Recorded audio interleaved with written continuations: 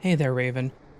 I was doing some housework while listening to scary stories on my Alexa when yours popped up at random. Needless to say, I subscribed after a couple of videos. Thank you. Recently, I listened to one of your videos about a creepy coworker story, and I realized I have more than one, but I have one that truly stands out. Here goes nothing. Back in '98, I was a junior in high school. I needed to get myself a reliable vehicle in order to both take my road test and have a decent source of transportation to and from school for the remaining time I had left. Because, let's face it, I was overriding that damned bus.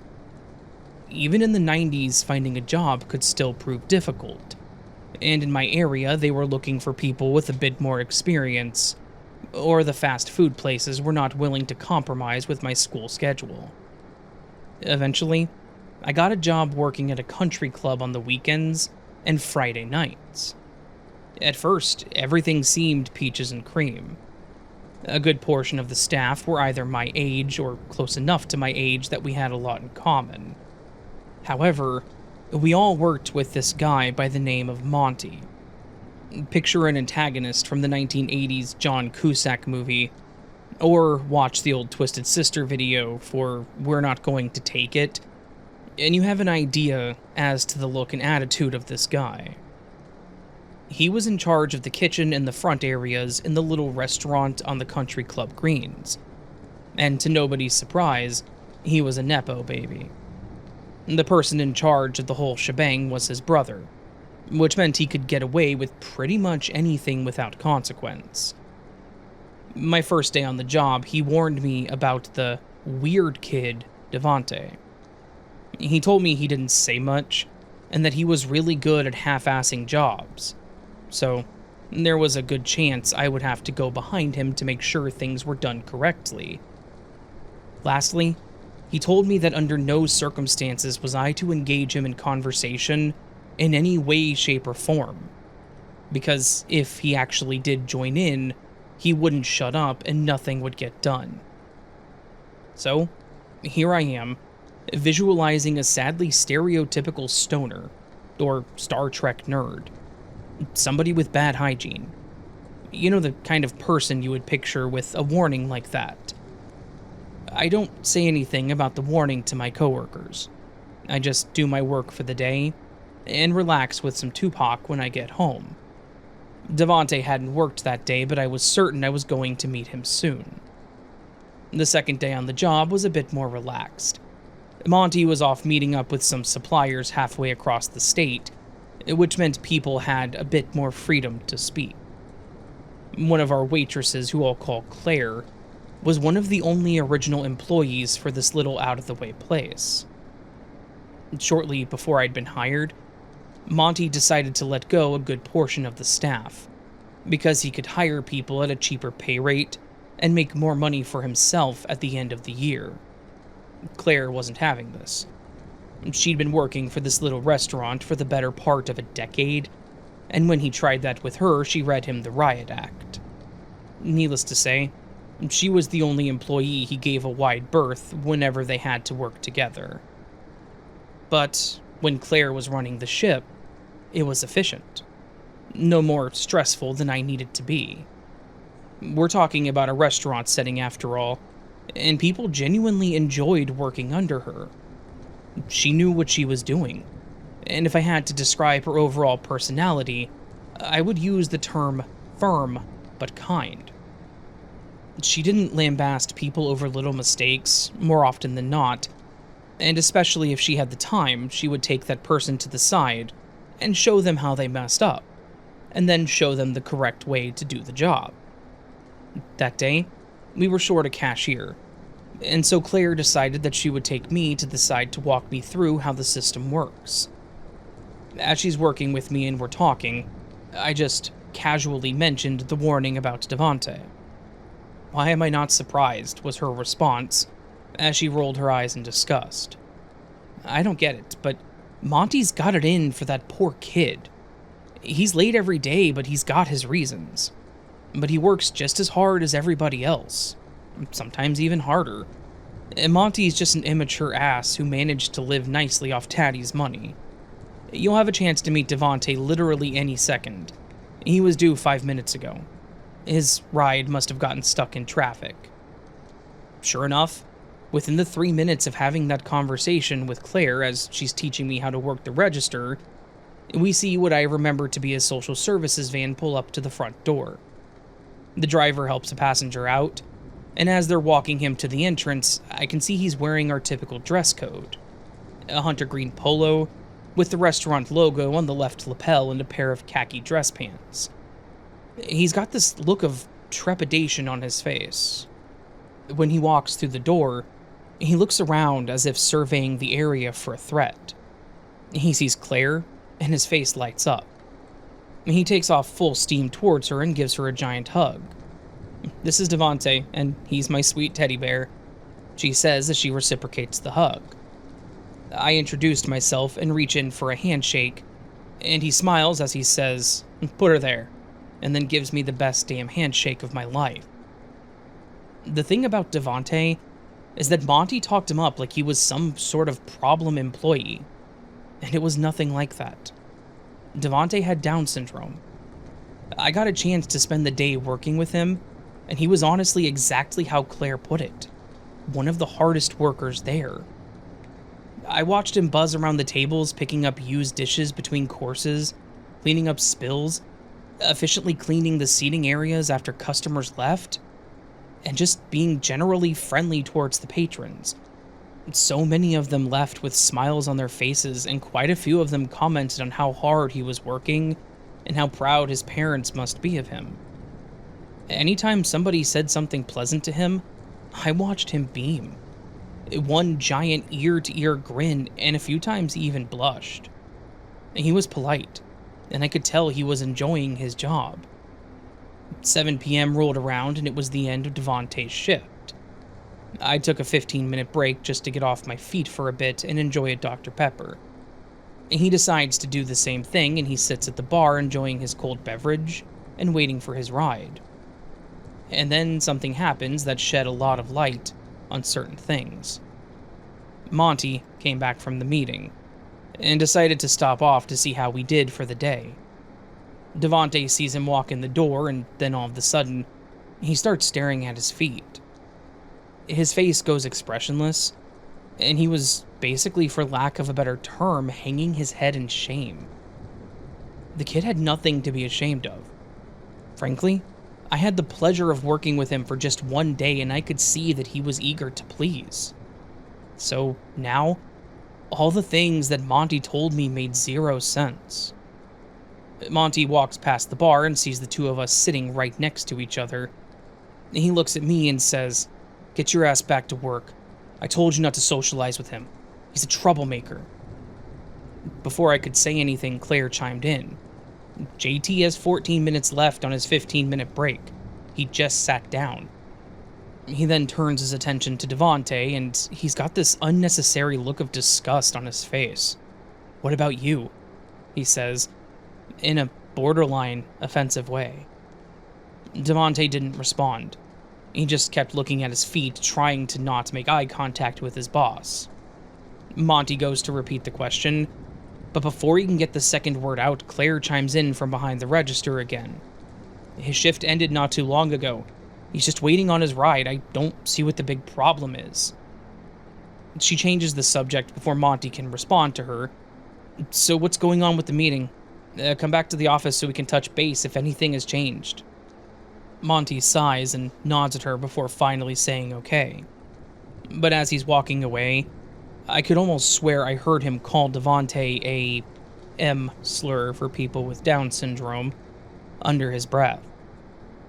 I almost let him have it right there, but I couldn't prove anything, and that was the problem.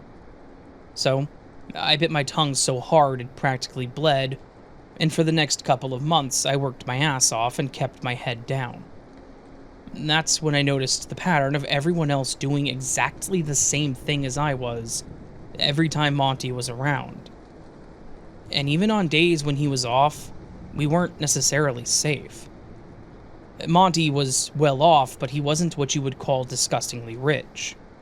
If anything, He was a heavily diluted upper middle class guy with some rich friends.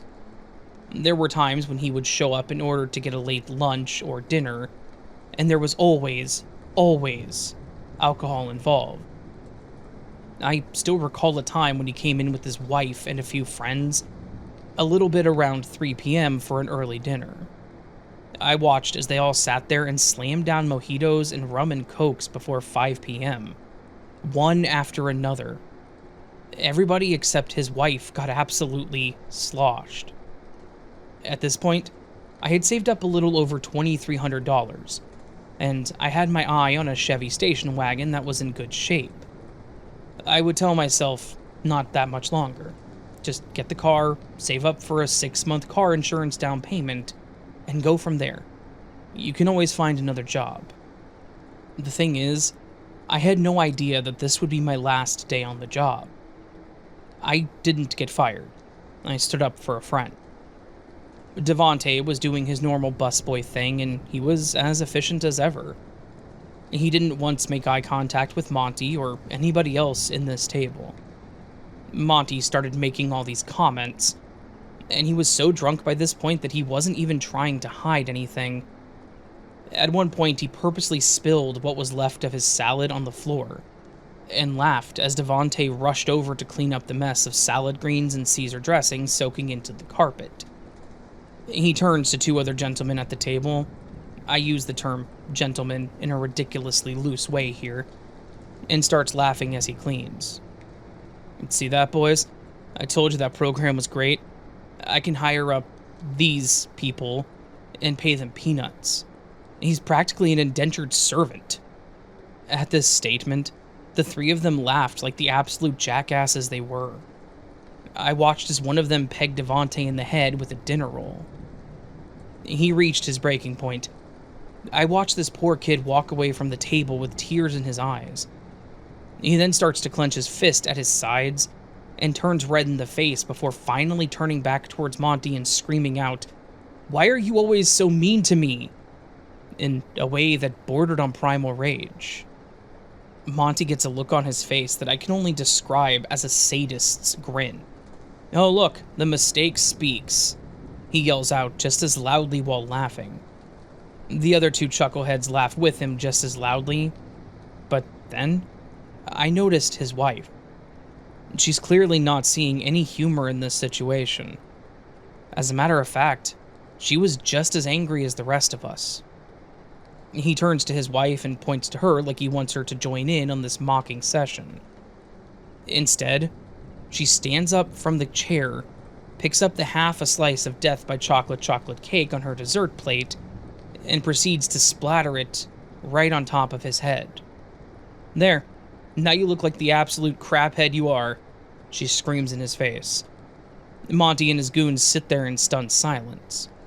His wife gets up from her seat, and even though she was a little bit tipsy, she does her best to comfort the now shaking and bawling Devontae. She apologizes to him for her husband being such a monster, her exact words. But the damage had been done. This kid, who was absolutely harmless, was bullied by a man pushing 50. A truly pathetic sight. By now it was quite apparent that even though he hadn't spoken whenever Monty was around, he wasn't deaf. He heard all of those hateful and hurtful things being spewed about him and towards him. And he'd finally had enough. And then the craziest thing happened. Claire takes off her name badge and apron. She walks over to Monty and she throws both in his face before walking out. His wife says quite loudly, "You know what, Claire? I'm right there with you." And she walks out right behind her. And then a procession of people, his entire staff, myself included, just quit on the spot. We all walked out the door. Devontae asked me what was happening, and I told him that he didn't work for Monty anymore. He started telling me that he didn't have a ride right now. Well, I'll call my dad from the payphone. After I tell him what's going on, I'm certain he won't mind giving you a ride. And that's exactly what I did. I actually had to talk my dad down because he wanted to give Monty a combination of a piece of his mind and a foot in his ass. So, I had to talk my dad out of a potential assault charge. That following Thursday night, I was at home studying for finals, and I got a phone call from Claire. She said that she needed my help with something and we needed to meet up at my local library that upcoming Saturday. I told her no problem, and we arranged a time. I got there a little after 1 p.m., and I noticed Claire and a bunch of my old coworkers, Devontae included, and Monty's wife Lauren. Claire gives me a hug. She was far different outside of the workplace. She was only 26, but she gave off the biggest motherly vibes of anybody that I've ever known other than my own mom. She then tells me to sit and to listen to what Lauren had to say. As it turned out, Lauren had no idea her husband was such a piece of crap. She had heard things, but she had just chalked it up to jealousy. It wasn't until their daughter caught her dad talking amongst a friend at a local grocery store that she noticed he was dropping a bunch of racially charged language towards a Korean family. At the time, Lauren was in denial. Her daughter was a typical 90s goth kid, and she figured that she was just being edgy or crying out for attention. But the possibility that she could have been telling the truth ate at the back of her mind for quite a while. It wasn't until she saw him borderline blackout drunk, bullying Devontae with his piece of crap friends, that the reality of her daughter's words hit her. She had dropped an anonymous tip after calling social services in regards to the special needs program that Devontae was a part of.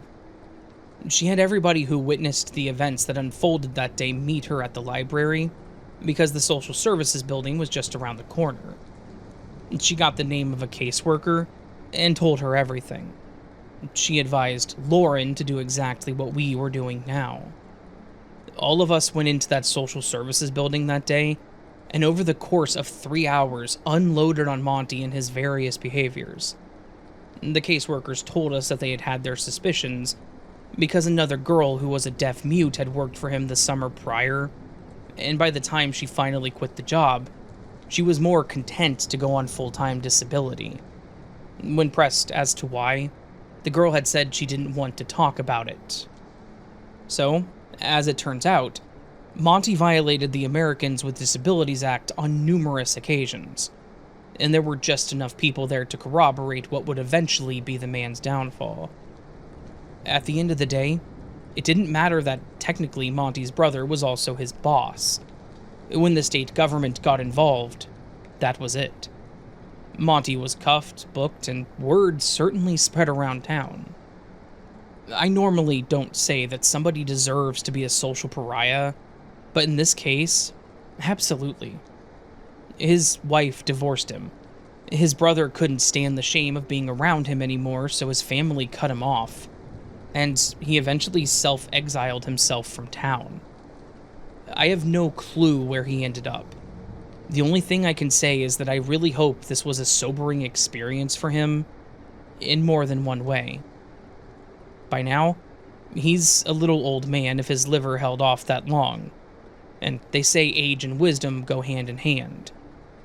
In his case, I can only hope this is true, because let's be honest, there's no shortage of people like him out there to this very day, and he can only push people so much before they completely snap. He was lucky that Devontae was such a sweetheart. I really wished for the longest time that Monty would have just sat down and shut up and gotten the chance to know this wonderful kid, but reality is reality. And at that point in time in his life, he was a real crapstorm of a human being. I stayed friends with Devontae well throughout the rest of high school, and through my entire college career.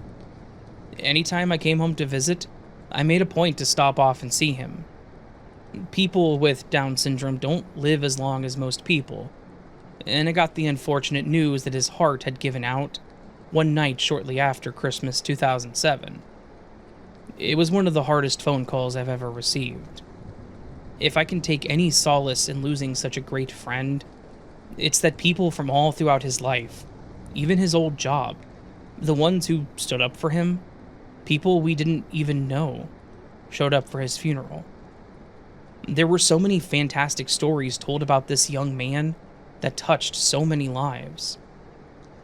My takeaway from this whole scenario is that life is short, and you should treat people how you would want to be treated, because consequences are quite real. We honestly need to do better, and be better, and at the end of the day, it starts with you.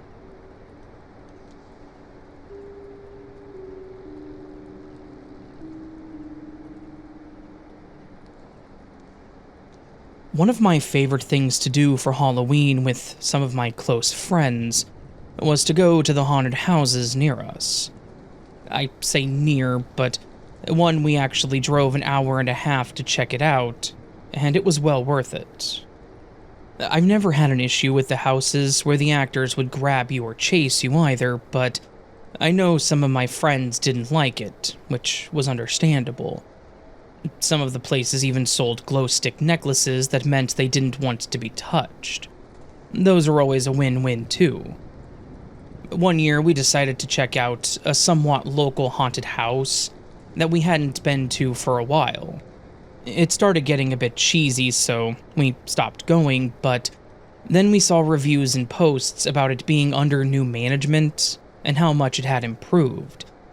So we wanted to check out how accurate that was. It was going to be my boyfriend, Bryce, and I, as well as our friends Miguel and Angela.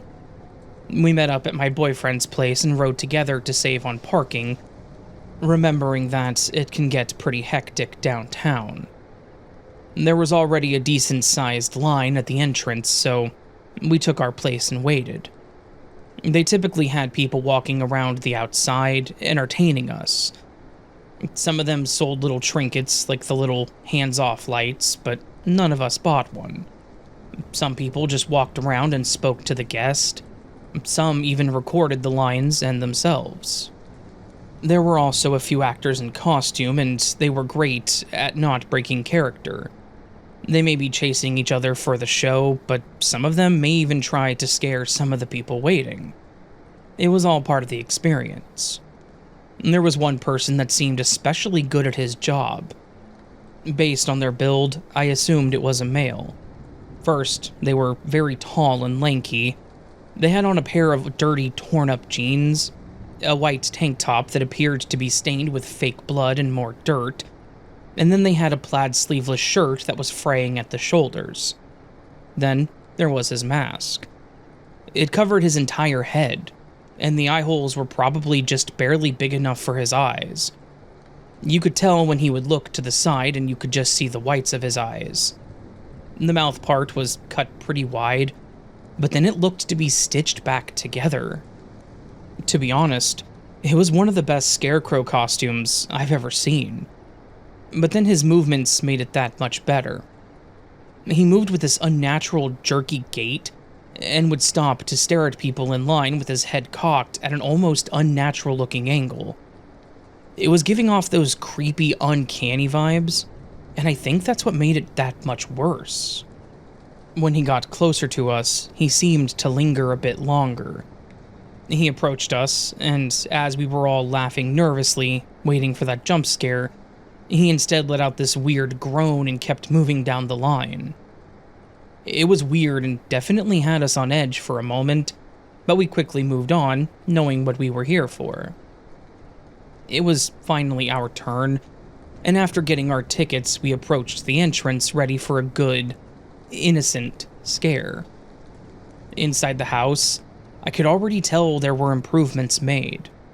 There were well-established themes in each room, instead of just creepy stuff everywhere and simple jump scares. There was a cannibalistic kitchen, a decrepit nursery with some realistic yet creepy-looking baby dolls, and even a decent-looking morgue completed with moving bodies. The actors were all really good, not only with the jumping out at you, but their screams of pain and horror were almost too good. They definitely kept the unsettling feelings high. Then there was one room that seemed to bother me more than the others.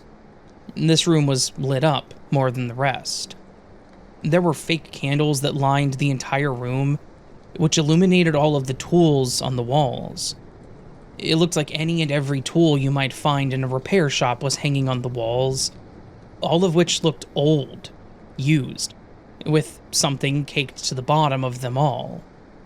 And in the back corner of the room, standing as if caught off guard, it was the same scarecrow that we had seen outside while we waited. He was also now holding one of those small metal hand rakes in one hand and a rope in the other. We talked about this room later, and the closest thing we could think of was it was either supposed to be a torture room or maybe a crazy farmer or something. It didn't make a lot of sense to us at the time, and while it was pretty tame looking compared to the rest of the house, it definitely had quite a huge unsettling impact on me. I didn't want to linger long in that room, and I think Angela was getting the same feeling by the way she was gripping onto Miguel. As we walked by, the scarecrow followed us with his head until we were almost out of the room. The exit was closest to the corner in which he was standing, so I hardened myself, expecting a jump scare. But instead, he said in a soft and very monotone voice, "This room is not for you." I looked at him and continued to push along with the rest of my group, ready to just get out of there. I know it was a haunted house, and I could handle being chased or maybe even grabbed or pushed, but something about that person in that room made me feel really uncomfortable. Once we were out of there and started walking down the hall, the feeling dissipated, and I looked forward to the rest of the event. We were back to enjoying the normal spooks of the haunted house until we made our way down a steep set of stairs that I believe led to the basement. Now, that room was really set up to look like a torture room and dungeon. There were fake bodies and blood splatter everywhere. One actor appeared to be chained to a wall and was screaming for help. This room was very creepy, but I couldn't help but wonder, if this was supposed to be the torture room, then what was the earlier room we were in with the scarecrow? We continued to the other side of the room when, out of nowhere, all of the lights went out. The actors started crying and mumbling about how they were on their way and to run and escape. It sounded pretty normal for a haunted house, but then I felt something brush against me, causing me to yelp. We all nervously chuckled and picked up our pace to get out of there, still in the pitch black darkness. Then, I heard Angela scream. It was an honest, scared scream, and I assumed that someone may have touched and scared her, too. We continued walking until we were in a small hallway. There were a few hanging candles illuminating the hall slightly, and we all looked around at each other as a way to check in and make sure that we were all okay. But that's when my heart dropped. Angela wasn't behind me. Looking around us, she was nowhere to be found. We waited in the hall, thinking maybe she got lost in the dark, until we heard people coming. But it was just another couple and not Angela. We thought maybe there was another hidden path that she had found. I had heard of some haunted houses and similar having alternate paths, so maybe that's what happened to her. We had to proceed with others coming up behind us, and shortly after there was a tunnel that led to a door that you had to climb out of, and then you were back outside. There was a canopy with some end-of-event items with directions to get back out front. We went outside, looked around, but still saw no sign of Angela. We saw one of the workers and asked them if there was alternate routes, and she confirmed that there was just the one. Angela should have exited the same way, but she wasn't out there waiting for us, and she didn't come out after. So where was she? We told the worker out there that she was missing, and at first she seemed uninterested, saying she was probably just lingering or got turned around, assuring us that one of the others inside would direct her where to go. So all we could do was wait.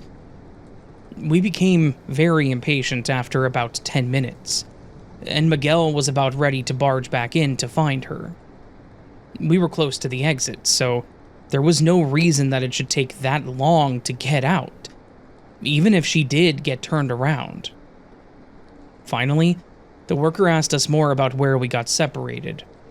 We explained what happened in the basement, and she immediately looked at us funny when I explained being touched. She said that the actors in that room were actually not supposed to touch us, per their terms, since it was dark and we couldn't see them. And therefore, we're not supposed to grab or separate groups. She said that she would get a manager and walked off. They returned and got a description of Angela and what she was wearing. They stopped allowing groups to go in, and the manager and someone else started walking through, refusing to let us go with them. It took us about 40 minutes to walk through, but without stops and the lights being on, I'm sure you could get through it a lot faster. This made sense when finally the manager burst through the exit in 20 minutes, with Angela in front of him.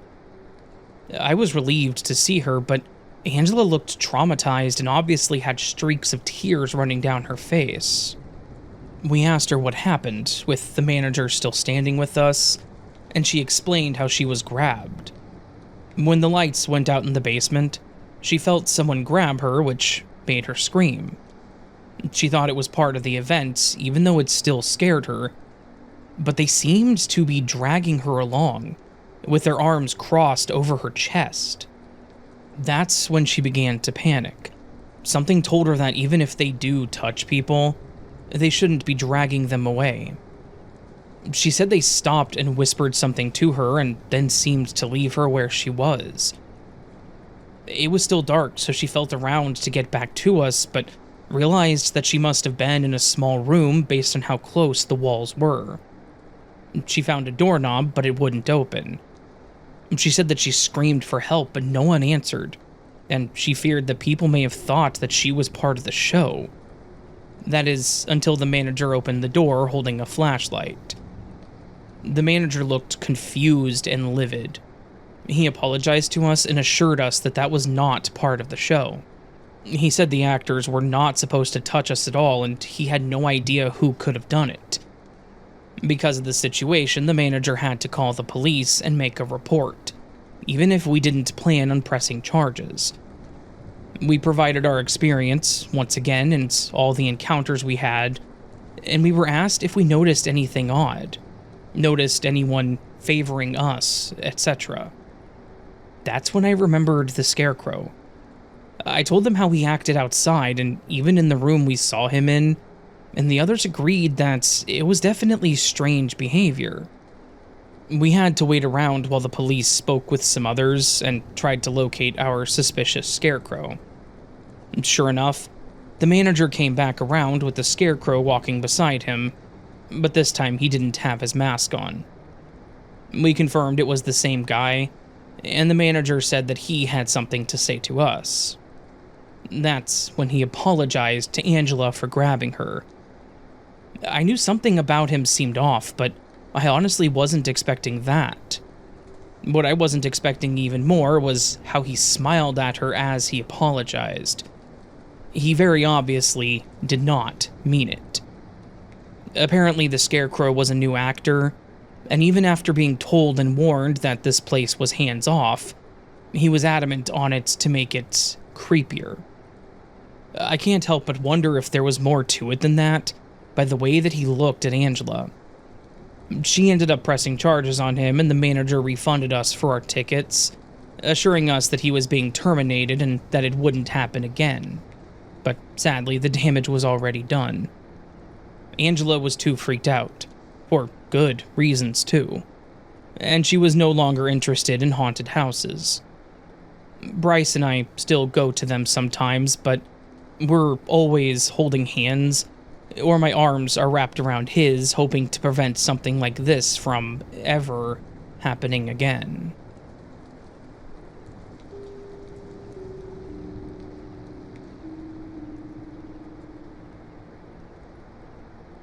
I don't really know how this is possible, but I hope someone has an explanation for this. So, we're 9th graders, and basically there is a program in our school where only 10 people can go to. You can sign up if you want to, it was your choice. So basically, you sign up to go to the university to get lectures about biophysics on the 4th class instead of art class. So I signed up, of course, and my friend too. The signing up was 4 weeks ago. So the university is like a big castle. Really old, and the inside is old too. You can look it up on Google. Just search Klaipėdos Universitatis. So the first time we all went there, we had a chill 20-minute lecture and then we could go. The second week we went near the door. It was room 213, second floor. The lector didn't even come and the door was locked. So we went home. And it turned out that he was sick that day. Now today is the 3rd week. Me and my friends meet up. We went to the university from our school. It's like 2 kilometers away. So the lecture starts in a small classroom at 10:55. The 3rd class ended at 10:35, so we had 20 minutes. We came to the university. Near the door, it was 10:50 exactly, I remember. The door was still locked. I looked out the window to see if anyone was coming, but there was no one in sight. Then, 1 minute later, 2 other classmates came. Then we sat in the hallway chairs to wait. There was also an old man painting the walls with white paint on a ladder. Then the lector came and unlocked the door, and it was 10:55. We went in. 2 minutes later, 2 other classmates come in too, so there was about 4 absent people. The lector didn't lock the door just in case somebody was late. Then the lecture was for around 20 minutes or so. It ended and we went back to school. As I was walking, I decided to check my class group chat. I usually keep it muted since they talk too much BS and so forth. I didn't want to get into that. So I see my classmate that didn't come to class, and another girl saying on the group chat, is the lecture even going to happen? And that they just decided to go home since it wasn't. Then I said that the lecture happened. The guy, the classmate that missed the lecture, said that the door was locked and that no one was there. So here's the part where it all happens. We go back to the school, and our friend is asking why we didn't tell him that the lecture happened. I actually didn't even look at the chat since I kept it muted, so I explained that me and my other friend were there at 10:50 checking to see if the door was locked, and I was looking out the window. The guy was confused. He said that at exactly 10:50 he checked too, to see if the door was open, but we were there at 10:50 checking it too. At 10:55 the lector came in and unlocked it. The guy said that at 10:55 he checked again and it was locked. It was, but at 10:55 the lector had opened the door. So he double checks to see if he's at the right room. And it was. Room 213 at 10:55. But the door was locked for him. So basically I'm going to tell this part from his perspective. At 10:50, he came near the 213 room. No one was in the hallway. Didn't even hear anyone walking up the stairs or anything, just pure silence. He tried opening the door, but it was locked. So he went to the 3rd floor to double check, and maybe the other classmates were waiting there. No one was there.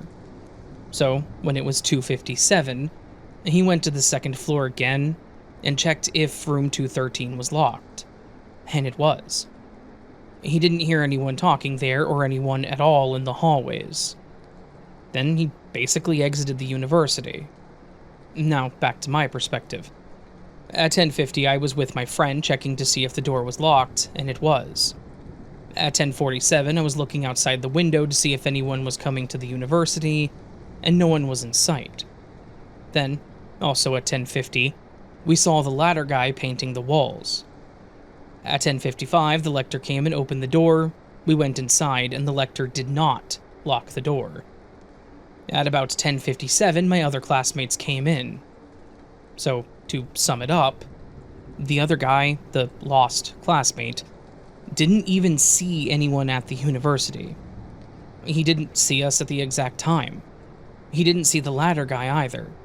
And he didn't see my other friends walking upstairs at 10:57, as he would have been walking downstairs. And if you think that he was BSing, the other classmate girls were with him, and they all agreed with what he said, so it seems true. He double-checked the room. It was the right one. The same big table in the hallway, too. He was in the same place as we were, standing at the exact same time. Yet, he didn't even hear or see us. And we didn't see the lost guy or the girls. Me and my friends couldn't even hear them walking the stairs or talking. He didn't either. That's it. Were we in a parallel world, a multiverse of some sort? I really would like an explanation. Oh, and I forgot to add, about somewhere at 10:55, he was checking if the door was closed or not. But we were, at that time, in the classroom, and the door was unlocked. We didn't even hear if he was trying to open it. And then I had this thought. What if I looked at the chat at 10:55 and had sent him a photo of me and my friends at the door? But then also he would have sent that he and his classmates were near the door.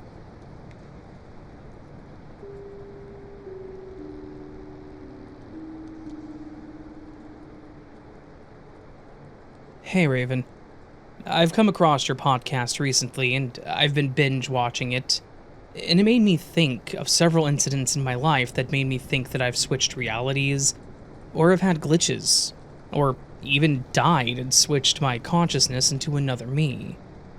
I'll send in others later, but this one just came to me now. This story is one where I think that I switched realities. So when I was younger, my older sister and younger brother and I would play The Floor is Lava, before we ever knew it was going to be a thing. We were all born in the 90s. My sister in 90, myself 93, and my brother in 96. Anyway, my brother came up with this game where we had to stay off the floor, basically. He had a blue car bed when we were younger, so he would take the mattress out and place it somewhere on the floor, and a few other objects as well. We could only touch the objects in the floor and walk around the frame of the car bed, as the floor was lava. But his words were, "You fall into the fire and melt." Basically, something a 3-year-old would initially say. We played this game for years. We all have kids now in present 2024. She has 5, I have 2, and my brother has 1. One day at my sister's house, my kids and her kids were playing. I walked down the hall and saw them playing the exact same game that we all played as a child. This is where it starts to get freaky. My sister has 3 boys. The youngest is the same age as my son. He had a Thomas the Train bed, kind of like my brother's blue car bed, and they were doing the exact same thing as we were as kids. They took the mattress off out of the big plastic frame, placed it on the floor with a few other items, and were playing The Floor is Lava, just like we used to. I explained to them the same story I told you in the beginning, the one of my brother inventing The Floor is Lava when he was 3. How we all played the game until we were almost teenagers, even outside when we got bigger, and we all laughed and thought it was a coincidence just because it's a TV show now. And my sisters just so happened to buy a similar bed for my nephew as my mother did for my brother when we were young. I walked up the hall laughing, and I went to tell my sister how funny it was that they were doing the exact same thing that we used to do as kids. She asked me what I meant. I told her how they were playing, air quote, The Floor is Lava, the game that my brother invented when we were kids. And she had no idea what I was talking about. I was confused, so I explained. Do you not remember when we would come up with games as kids? And my brother's name invented the game where we couldn't touch the floor or we would fall into the fire and melt? And how there's a TV show called The Floor is Lava? The kids upstairs are playing it just like we used to on my brother's name's car bed. They took the mattress off and walked around the frame just like we did on his blue car bed. She said, his bed was red, not blue. And we never played Fall in the Fire and Melt. I said, yes, we did, because you would always push me in on purpose to win. She doesn't remember. I even have a scar on my knee from her pushing me once as a kid while we were outside playing to win, and I cut my knee. She doesn't even remember me getting the scar. I'm totally convinced that I've swapped realities more than once, but as I was listening to your podcast, this one popped into my head, and I had to write it down immediately. I know a lot of people may think it's not a big deal, or maybe I dreamed it, or I'm just crazy. But I remember playing this as kids. I even have that scar from the game, and my sister doesn't remember it at all. I don't talk to my brother at the moment, so I haven't been able to ask him about this since it's happened, for literally proof that I'm not just making it up. Or that she's just faking not remembering.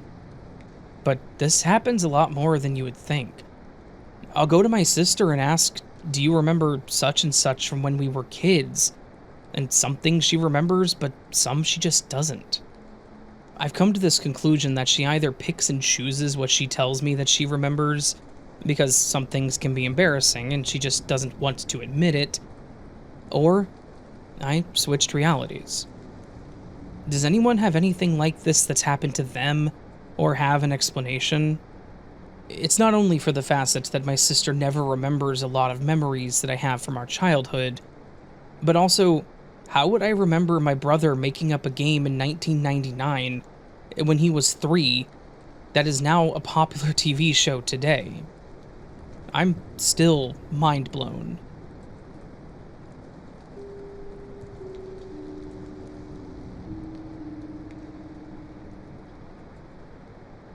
I'm a 43-year-old female, and this happened when I was 23. I was married at the time, and we had a 1-year-old daughter. We were moving into a new house, but it wasn't quite ready yet, so for a few months we lived above my husband's aunt's bar. Now, for a backstory, we lived at the time in a small town in Montana. His family has been there for generations. His aunt owned a large bar that had a small dance floor, and there was a bowling alley in the back. The building was huge. This building was well over 100 years old and had been a brothel, a schoolhouse, a restaurant, and now the bar/bowling alley. It definitely had history. The old, dusty, unrenovated apartment above it was just as big, but we lived rent-free for a few months, so we didn't complain. Now, this town is small, as most are in Montana, so everyone knows everyone in all of their business. So at the bar, all the bartenders hated closing at night. Some of them would see a little boy at night running around. The bowling pins would fall in the dark. You would close the bar down and lock the door, and suddenly all the window neon signs would come back on. I didn't mind it, and was never scared in the actual bar when I started taking over the night shifts. The apartment above it, however, was a different story. I hated being there alone. My 1-year-old would scream at night in her room like she was terrified. The apartment was very large and had several rooms. The house was separated by a very long hallway. Living room on one side, bedrooms and kitchen on the other end.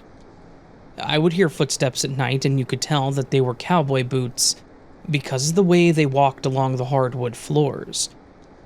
I knew this was an old brothel, and even in some of the closed-off rooms that were hidden behind insulation, the old wallpaper was up with bullet holes in it, and old pieces of furniture that were literally 100 years old. Most of that stuff had been blocked off with insulation, and we did not go in there. There was a single smaller room that, whoever lived there, did a lot of woodwork. So the floor in this room was literally raw wood, and you had to wear shoes when you went in because the walls and the floor were just covered in splinters, and it was not safe to be in. I hated that room, because even when the apartment was super hot in the summer, that room was always freezing cold. As soon as you crossed over into the threshold, it was cold. So I had a desk and some storage and a couch that had thrown in there, and I only went in when I absolutely had to. This room was catty corner from our master bedroom across the hall. One night, my now ex-husband was sleeping and snoring so unbelievably bad that I had to leave the bedroom before I smothered him with a pillow. The couch wasn't super comfortable, but the pull-out couch in this cold room was a lot easier to sleep on, so I decided to go in there that night and sleep so that I didn't have to hear him snoring so bad. I decided to leave the lights completely on, and that way I would be fine. I hated it, but I eventually did fall asleep, and at about 4 in the morning, my ex-husband's alarm started going off. It woke me because it didn't wake him, and all I could hear was the alarm going off on top of his snoring. So I yelled at him to get up. He rolled over and hit snooze and went right back to snoring. I laid there, super irritated, because I knew that alarm was going to go off again and there was no way I was going back to sleep, so I just laid there with my eyes closed. Well, once again, the alarm started going off, and so I was yelling at him to shut it off, and I sat up on the pull-out bed and opened my eyes. It was like a disco club in that room. The light switch was being flipped super fast, and turning the lights on and off, on and off. It took me a real minute to realize what the hell was going on, and that's when I stood up to leave the room, and he was standing in the doorway. It was a super dark black shadow. It was definitely a man because he was tall and dressed like a cowboy. He was leaning with his arm up on the door and his one leg crossed over the other, and he was staring at me. You could see the outline of his cowboy hat and his cowboy boots, and he had his hand on his hip. Normally, I love this kind of stuff, but when you actually see it in person, it scares the crap out of you. So I screamed for my ex-husband and went running out of the room, and as I got to the doorway, he disappeared. I was almost hyperventilating, because I've never actually seen a spirit. I've just heard them and had things move and doorknobs shake and things like that, but that never really bothered me. My husband at the time was just irritated and thought I was having a bad dream, and told me that there were no ghosts in the apartment. Fast forward about a month, this was right before we got our new house and moved out. My husband had been drinking one night, and I knew he was going to snore really bad, so he slept on the couch in the living room and I slept in our bedroom. It was a long hallway between the two, and just as you got to the end of the hallway and turned, that was where the opening of my door was at. So from where I was laying in bed, I could not actually see down the hallway. He was laying on the couch, and I knew that he wasn't asleep yet because I didn't hear the snoring, and I was laying in bed reading a book. All of a sudden, in the dark, we could hear really heavy steps walking down the hallway, starting at his end and walking towards me. You could hear the cowboy boots, and how heavy the steps were that they were walking very slowly. And just as the steps got to the end of the hallway, probably 10 feet from where I was laying in bed, they stopped. Had the spirit walked just 4 more feet, he would have been standing in the doorway and I would have seen him.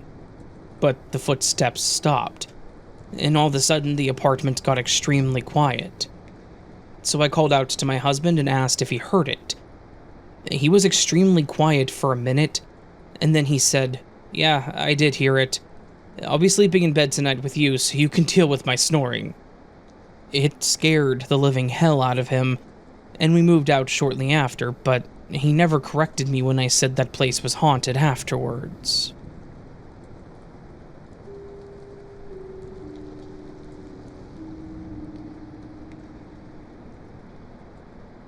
My sister and I never missed Halloween as a kid. We always tried to get the most creative costume, and would trick-or-treat until we didn't see any more lights. I'm sure that our parents wished we would grow tired of it after an hour or so like other kids, but by the age of 14, my parents allowed us to go out by ourselves.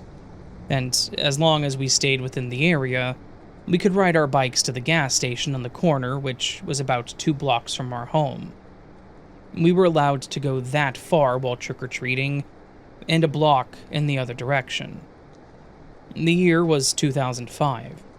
I was 15, my sister was 12. At the time, my sister was obsessed with SpongeBob, so that's what she dressed as. I tried to dress as Sandy, which included a giant plastic clear container on my head and a white windbreaker suit. My dad actually drilled holes in my makeshift helmet so my mom could sew it to my jacket, which helped to steady it. I thought it looked pretty dang good for what we used. Anyways, since our house was 3 away from the corner, we took the shorter path to the end, planning on going up the next street over and back down to the other side, and continuing the same path on the next street over. There was a decent number of kids around the neighborhood, so sometimes we would walk up to the houses in a group.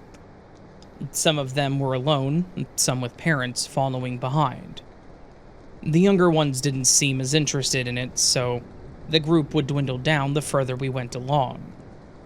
We made it up the street, crossed, and were starting to head back down when we saw what we thought at first was a kid on a tricycle, now riding down the other side of the street in the opposite direction that we were walking. When we started leaving one of the houses, I saw him slowly moving along and stopping, and then he looked over at us. They were wearing all black and had a jigsaw mask. I think it was the second Saw movie that had recently released around this time, so it didn't surprise me that someone would choose to dress like him. While I did enjoy scary movies, I wouldn't have even considered it. They even seemed to be in character because they didn't do or say anything. They slowly turned their head to look at us, looked back, and then just kept going. I took a second to appreciate their dedication to the holiday, and we continued along our path. Another point on our trip, I started hearing that familiar sound of tires on the road, the sound I was used to hearing when riding our bikes. I looked behind us and saw Jigsaw crossing the road, now coming up behind us. I thought it was odd since he was going the opposite direction of us, but was now following behind. Now that he was closer to us, I noticed something interesting. This person dressed as Jigsaw was much older. Based on his size, he had to either have been an adult or maybe in high school. I didn't really notice from when he was across the street, but his knees went out to the side because of how big he was. If he was a teenager, I wouldn't care about him trick-or-treating. I think it should be a holiday for anyone, but if they were an adult, what were they doing? I didn't see anyone else with him, so he was definitely alone. If he was trying to just scare kids that walked by, I could also see that, but to follow them around? That's a bit strange, in my opinion. Either way, I just looked back at them, smiled, and kept us moving.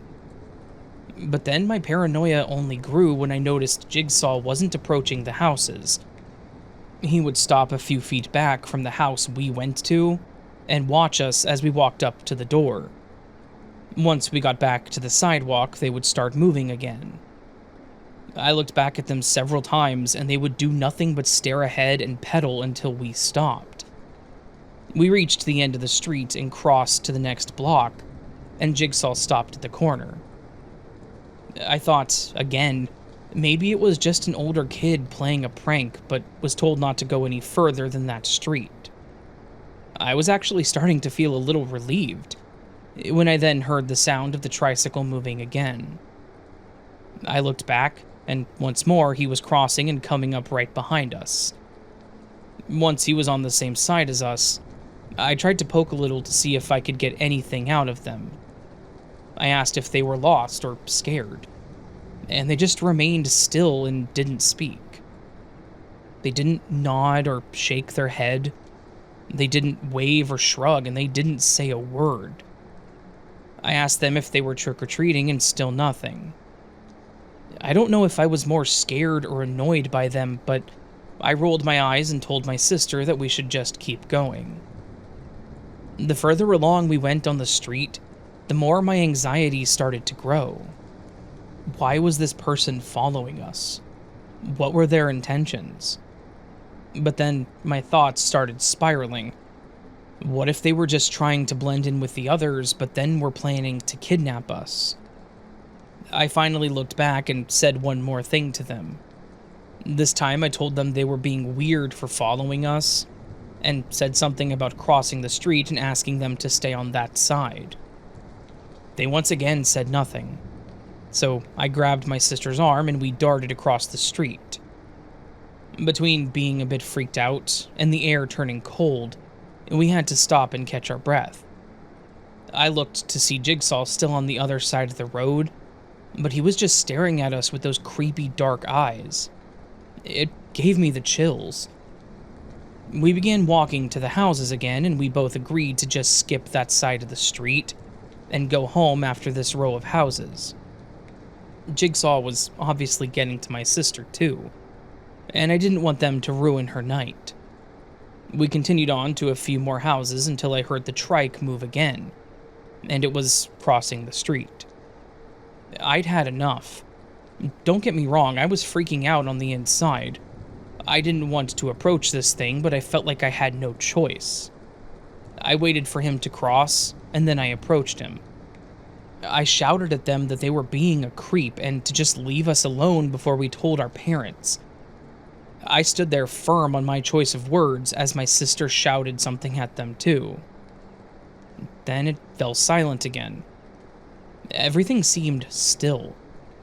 I could hear the slight shuffle of the trees and my own breathing, but there was nothing else. I stared at this person watching the shiny red cheek spirals glisten off of the moonlight. They didn't say anything back. Didn't apologize for their behavior. Nothing. Feeling a bit defeated, I went to turn around when I saw Jigsaw's head snap to the side. I thought maybe I was going to get a response after all. And as I went to say something, I started hearing a low chuckle. It was deep and slow at first, but then his head snapped back straight, and then the loud laugh began. It was some bone-chilling laugh, like from a movie.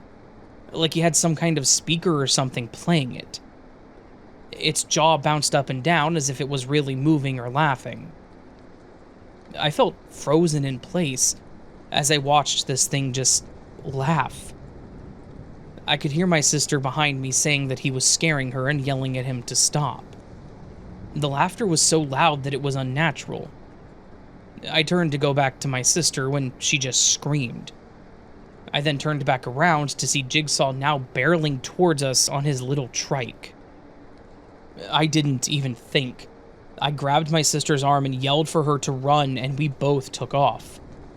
I could hear the trike speeding up and getting closer. We made it to the end of the street and we crossed back over to our block. Now we just had to run up the incline to the end of the street to get back home. The hill was going to wear us out, but I was hoping that Jigsaw would have more trouble getting over the hill than us. I think I was right, too.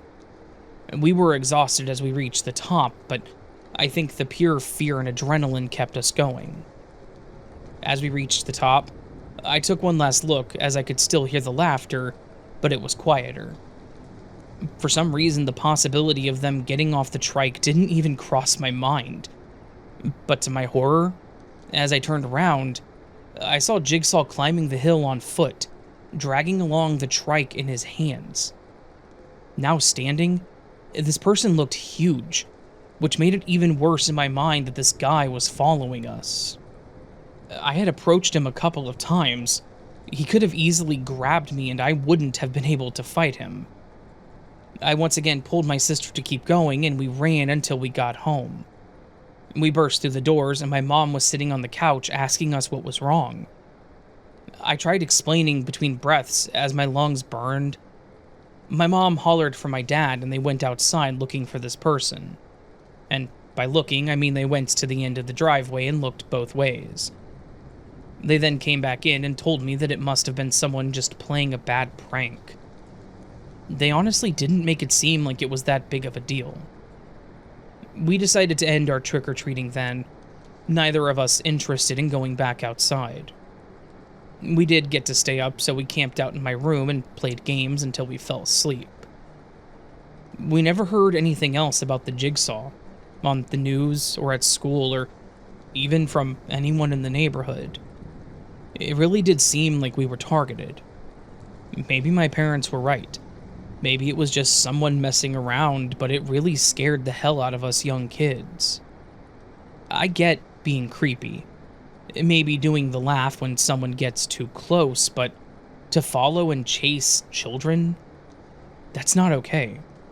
That could be taken very wrong. Hell, now that I'm older with a little boy of my own, I would be hunting that person down if he came home telling me something similar. So, all I have to say there is, yeah, if you are an adult, don't chase kids around. And if you're a parent, take your kids seriously when they come to you scared and tell you about something. Do it before they don't come to you at all.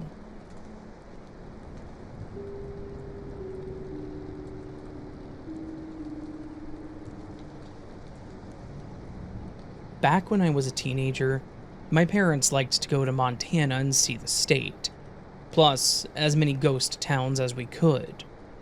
I wanted to be as cool as my brother, so we would sneak off time to time and smoke a cigarette as my parents read every single sign through the town, so it took them forever to get where we were. Now, keep in mind, my dad and I have always had things happen to us when we walked through, but nothing too crazy until that day. I can't remember what the town was, but as soon as we started walking, it just felt odd. As I said before, it took my parents forever to read everything, so my brother and I went ahead and snuck away for the cigarette. And then after we were done, we went into this building, and when we got to the stairs, the door slammed closed. Thinking it was just the wind, we continued to the second floor, and that's when we started hearing voices. Not the normal talking, but children's voices. And they got louder and louder, and then the screaming of the adults started. We looked at each other and tried to say anything, but the other voices swallowed our voices up. I was ready to get out of there, so I ran down the stairs first, got to the door, but it wouldn't open. My brother tried to open it, but he said that it felt like someone was pushing it closed. Us freaking out at this point, we banged on the door and my parents came and opened it. We ran out. I just couldn't get the noises out of my head. The crying, laughing of children, and the blood screaming of adults was just too much. My parents were reading the sign out front of the building when we started banging on the door. They never heard any of it, just us banging on the door. As it turned out, that building started out as a schoolhouse, and then it was a makeshift hospital when there was a war going on. And then after that, it was where people went to die because of the various diseases that went through the town. And now I'm an adult with children of my own, and when we go to ghost towns, I do not go in the buildings, even if it's okay to.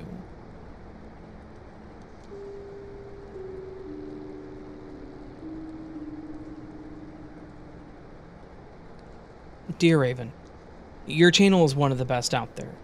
Thanks for that, and I hope this story can contribute. It turned out a bit long, so I'm sorry for that. I don't know where to begin properly, but it involves my grandpa and the gift you could say that he had. A little background, I'm from a rather big Dutch Indo family. Dutch Indo is about the best way to translate this, I think. There are families from the former Dutch East Indies colony of mixed European and Asian heritage. I don't know if our Asian side has anything to do with this, but my grandpa always had dreams that proved to be partly predictions or had some kind of meaning in them. My grandpa seemed to know more than most of us, or seemed to be in closer contact, to some hidden spiritual side of life than most of us. Like, he once had a dream in which an angel showed him a passport with 92 in it. He believed it meant he was to become 92 years old. But it turned out, my grandmother was to pass away in his 92nd year. His dreams were always cryptic like that. And it was always in hindsight that you could say, well, that probably foretold something. Another one was where he dreamed of two sparrows sitting on an electrical cord, like you see stretched over the countryside. The first sparrow is then hit by some kind of projectile, falls down to the ground, and died very quickly.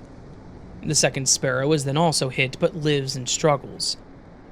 I believe Grandpa dreamed the fact that my aunt was diagnosed with cancer and died 2 weeks after, and then my uncle was also diagnosed with cancer, but he lived for another year or so before passed away.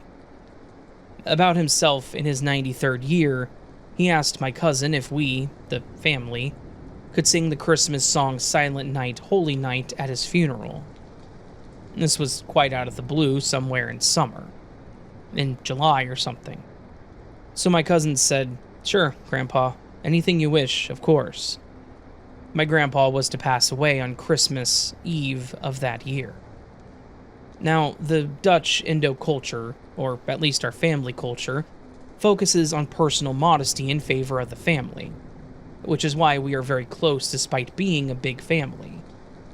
I had 5 uncles and 6 aunts, and I have about 25 cousins, and the older ones all have children. My grandparents' modest apartment always was everyone's second home, and you could always just drop by for coffee, or a meal, or just to read a magazine. It was all good. I remember as early as a young child, you would sit on the ground. When you were a little older, you could sit on one of the stools, and as you got older, you could have a spot on the chair or the sofa. Until the house got full of older family members, and then you moved a step back on that ladder again. This is to describe how special it felt to me that my grandparents loved everyone in that family, but that I felt you, as an individual, shouldn't expect to be noticed very much. Not that it was a bad thing, just a small sacrifice to be part of such a big, loving family. Now for my personal story that I would like to submit. I myself have never been very good at school. You know how teachers used to say how you are there for your own future and not for them? Then why do I have to be here? I would think, as a young kid and stupid kid. A few decades later now, my fiancé says I have problems with authority. I naturally disagree. I'm not one to be fighting all the time. I just tend not to listen to people that don't interest me. Okay, so maybe she's a little right. But that made me drop out of school before graduation year, and then I went to work. I figured you could either suffer through school longer than I did, or you would have to accept lower-end jobs with less pay. I always felt there had to be something that I would be good at, but most people aren't, so that I could earn decent money doing that. Of course, the wise adult would talk that down immediately to make you conform to school and everything.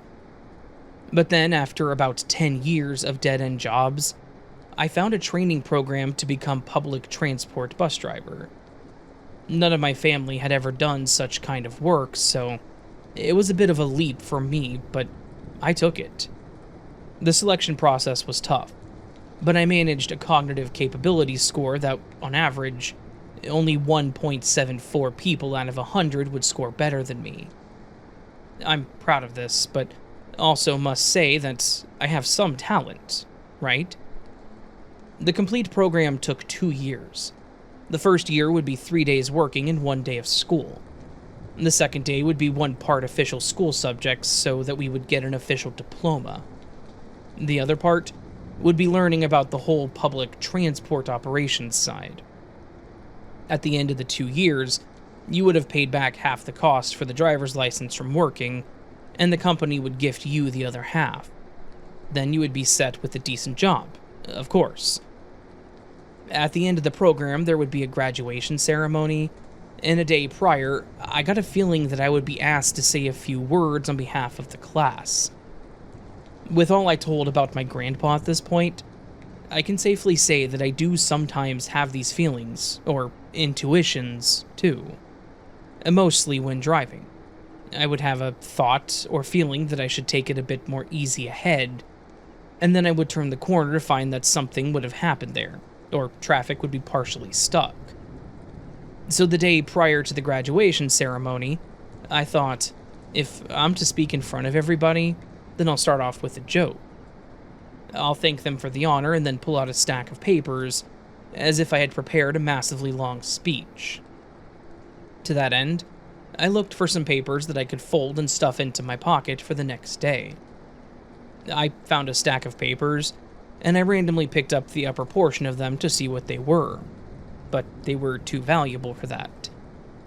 You see, since somewhere in the 70s or 80s, my grandparents always had a notebook lying in their apartment. Anyone who would come over would write something, anything in it, if they would like. It was a very early low-tech version of what would now be a family group chat. Then, when my grandpa passed away, my uncle took the project upon himself to go through all the boxes of notebooks and type out every entry of my grandpa's, and other stories that my grandpa told about his time in the Second World War and such. He then printed them and gave them to my dad and their siblings, and my dad gave his copied stack to me, because I like history and stuff. So, I put the top portion of the stack down beside the bottom part, and went ahead with my plan with some different papers. We had a great graduation day. I was, in fact, asked to say a few words like I expected, and I dreaded it a bit, but the joke worked out well and everybody laughed. A few days later, I came across that stack of papers again. I was going to put them away neatly, so I double-checked because I forgot which would be the top and which would be the bottom.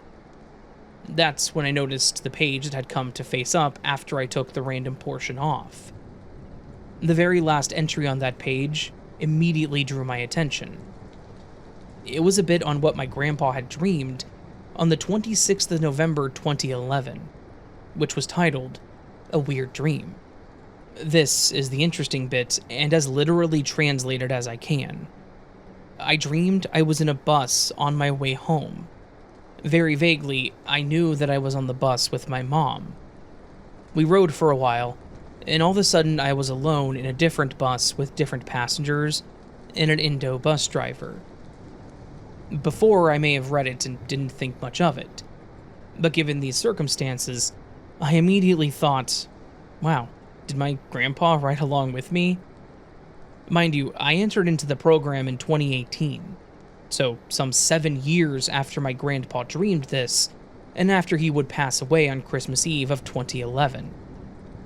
Now, in the present, both of my parents and all 4 of my grandparents have passed away, and although I miss them all the time, I quite often miss my paternal grandpa. A couple of the bus routes also pass right by my grandparents' old home, and I have so often thought about how cool it would have been to tell Grandpa what times I would pass, and I'm very sure that he would have waited by the window to wave at me. I'm actually crying right now thinking of all this. I hope you can work with this, Raven, or in any case, I thank you for reading this. I love to listen to the stories you read while being on the road doing my rounds, so please, keep it up.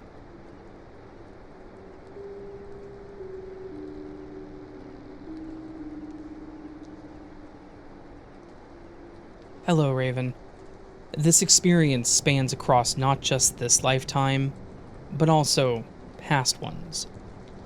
If I were to dive into all the details at once, we would be here all day.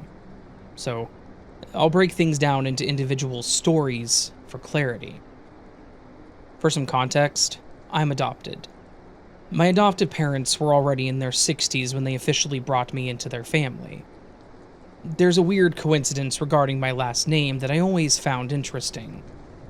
My biological last name is almost identical to my adoptive last name, with just 2 letters difference. In my biological surname, the last 2 letters are LL. while my adoptive last name ends with TT. Aside from that small detail, the spelling of the names is exactly the same. It's a strange fact that has always stuck with me, though it has no bearing on what I'm about to tell you. My story took a significant turn when I was 14 years old. That is when my adoptive parents lost custody of me. This didn't come out of nowhere. The emotional neglect had started long before. When I was about 8, my older sister began having children. My parents, now also grandparents, became preoccupied with their new roles. I felt like I was forgotten, emotionally neglected as their attention shifted towards their grandkids. It's hard enough being a kid without feeling invisible in your own home. This had a negative impact on me as I grew up, especially as I was always an outsider at school. I was that weird kid, not because of anything specific I did, but just because that's how people saw me. Things shifted more dramatically when I reached the last year of middle school. That's when I started to delve into the occult. I had always held unconventional beliefs: aliens, reincarnation, things that made my parents uneasy to say the least. They were completely against anything even remotely associated with the occult or supernatural. But for me, it was something that felt right, something I was drawn to. I believe that this early interest in the occult opened me up to a broader understanding of the world, including the possibility of alternate realities. I didn't realize it fully at the time, but I had started interacting with these other dimensions, other timelines. Fast forward to 2020, the pandemic hit, and like many others, I found myself turning inward, revisiting old interests. I began actively attempting to connect with alternate realities again, and things became much more vivid than they had been in my teenage years. This brings me to an experience that happened just the other night, one that still lingers in my mind because of how real it felt. I was attempting one of my usual shifts to a different reality. It was late, and I remember everything clearly. I found myself on an Amtrak train, knowing that it would stop in my hometown soon. I could feel the texture of the high heels I was wearing, and I remember glancing at the clock. It was around 9:30 p.m. Snow covered the ground outside. The cold crispness of winter was unmistakable. The clarity of the details made it impossible to write it off as just a dream. I knew that I wasn't dreaming. When the train stopped, I made my way to the path that runs between my neighbor's backyard and mine. I walked through the familiar door in the garage that leads directly into the kitchen. As I stepped inside, I was immediately met with the comforting, almost haunting sight of my adoptive father making popcorn. He was preparing to settle in for the evening, ready to watch TV until he inevitably fell asleep in his chair, just like he used to. My mother was there too, fussing over the dishes with the same meticulous attention to detail she always had. It was as if nothing had changed, as if I had stepped back into a perfectly preserved moment in time. And then there was Jane, my parents' neighbor. I'll call her that for now. I knew instantly that this was sometime in the early 2000s, likely November based on the snow and the atmosphere in the room. My phone, however, displayed the date and time from the reality I had just left. It was August 2024, past 11 p.m. Confused and feeling slightly disoriented, I asked Jane what year it was. The way that she looked at me, it was as if she didn't quite understand my question, like I was asking something ridiculous. For a moment, I wondered if she could even see me at all, or if, perhaps, I had crossed over in a way that rendered me invisible to her. Feeling increasingly unsettled, I walked through the house, making my way to what had once been the computer room and finally into my old bedroom. This was the room that I had painted a vivid lime green in high school. We had also rearranged the furniture so that a TV and stand took the place of my keyboard in front of the window, facing the woods. But as I entered the room in this reality, it was different. The walls were their original pale lilac color, and my keyboard was still sitting in its old spot, right by the window. It was clear to me then that I was in a time before 2006, before my high school years. Despite the strangeness of it all, a deep sense of relaxation washed over me as I laid down in my bed. I could feel myself sinking into a kind of peace, the kind that only comes when everything else feels familiar and safe, even if it's in an unfamiliar time. I texted my significant other, knowing they would catch up with me soon, and as I drifted off to sleep, I felt a sense of completion. When I woke up, it was as if I had traveled through time again, only this time I was back in the present, in my best friend's room, lying in the corner, fully back to my current reality. I'm still processing everything, but I know one thing for sure. What happened that night was not a dream. It was something more.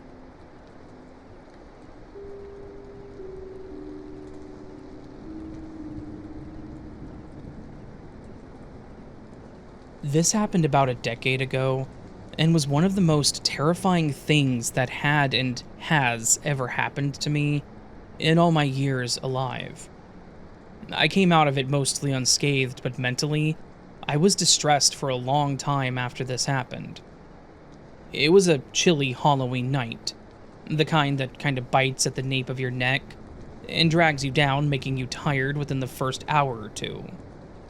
My husband, Mike, had taken our little girl, Sophie, out for her very first trick-or-treating experience, and I got to stay home and hand out candy.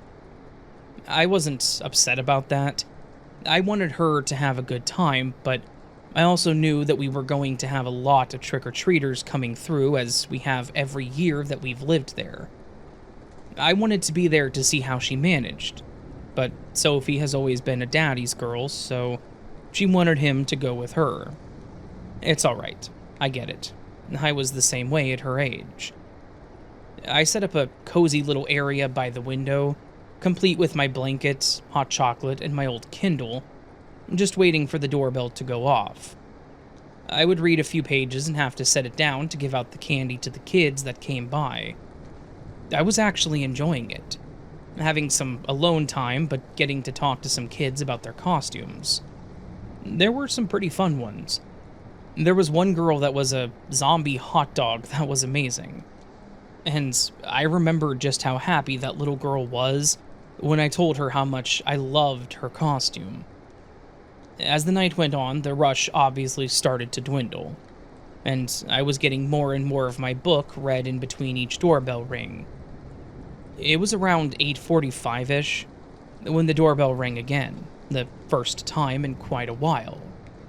I opened the door expecting to see a group of kids smiling at me, but instead I was met with a lone, tall figure. He wore a grimy, tattered suit and a grotesque mask that seemed strangely out of place. It was simple, mostly just plain and white, but splattered with red to look bloody. Bit old for trick-or-treating, aren't ya? I tried a joke, but I could hear my voice wavering slightly. The man didn't reply to me at all. He just lifted his hand as if he was expecting candy. I was all for ending this interaction, so I dropped a few pieces of candy in his hand, and after a few moments of us just standing there silently, I kind of smiled and said something like, well, happy Halloween. He sort of tilted his head at me and didn't move, so I went ahead and shut the door and locked it. I tried to shake off the odd feeling, telling myself that it was Halloween, and he was just really playing the character, so the creepiness should have been expected. But my comfort was short-lived. A few minutes later, I heard what sounded like a tapping coming from the back of the house. I initially thought that it may have just been a branch tapping on the window or something like that. I walked into the kitchen, and I glanced out into the backyard, and what I saw caused my heart to skip a beat. There, standing on my back porch, seemingly just standing there and studying the back door, was the man in the suit with the bloody mask. I could see what looked like a pry bar in his hand, and he was holding it like he was about to use it to pry the door open. I stood there for a few moments, shocked and scared, but after a few seconds, he glanced over and we made eye contact. When we did, he lifted his free hand and waved, which freaked me right the hell out. As soon as I pulled back, I heard him starting to kick the door, trying to bash it open with his foot. I'm gonna be honest, I didn't really know what to do. This man was trying to kick the back door open, and I didn't know if I should hide or run, and where I would run to. I decided that running was my best bet, and within seconds, I was making a dash to the front door, unlocking it and running out onto the front sidewalk. I figured if nothing else, this would put some distance between myself and him, and if he was trying to get to me, then he would have to run around the house and jump the fence, which gave me some time to get to the neighbor's house or something, which is actually what I did. As soon as I got out onto the front sidewalk, I ran to the left towards the closest house with the lights on, and started banging on the door. An older gentleman answered the door, holding a candy bowl and holding a bit of an annoyed look on his face. His stare changed to confusion when he saw me, and I started telling him that someone was trying to break into my house, and that I needed him to call the cops. Thankfully, we did kind of know each other in passing. We weren't close, but he knew who I was, and I knew who he was. So, he mentioned for me to come inside, and asked me what all had happened. I told him about the creepy guy that came to the door, and then told him that, before I ran out of the house, that same man was trying to kick in the back door. He nodded, grabbed his phone, and quickly dialed 911. After about 7 minutes, the police pulled up in front of his house with their lights flashing, and I went out to meet them. They asked me to tell them again what had happened, and I explained the whole situation to them. When they checked the house, the man was no longer there, thankfully. But every room between the back door and the living room looked like it had been ransacked. He had thrown the dining room furniture all around the room, and had pretty much destroyed the living room. But nothing was missing, and he was already gone. I described him to the cops, and they said that they would be on the lookout, but without knowing what he actually looked like, there was very little chance of ever finding him. Mike and Sophie got back home while all of this was unfolding, and I had to tell Mike about the man and explain the whole thing. He was obviously not very happy that this happened. There was never any indication that they actually caught the guy, and with the exception of the door being messed up, a couple of busted dining room chairs, and my Kindle being completely destroyed, nothing else had been damaged. We turned the lights off after that in an attempt to dissuade any late trick-or-treaters from stopping by. That Halloween actually did scar me mentally. Every time the doorbell rang, I would tense up and jump slightly, even though I knew that it wouldn't be him. After that, the spookiness of Halloween kind of lost its appeal to me. And when that night rolled around the next year, we both went with Sophie to do her trick-or-treating. There was no way in hell I was going to stay home alone again after all of this played out.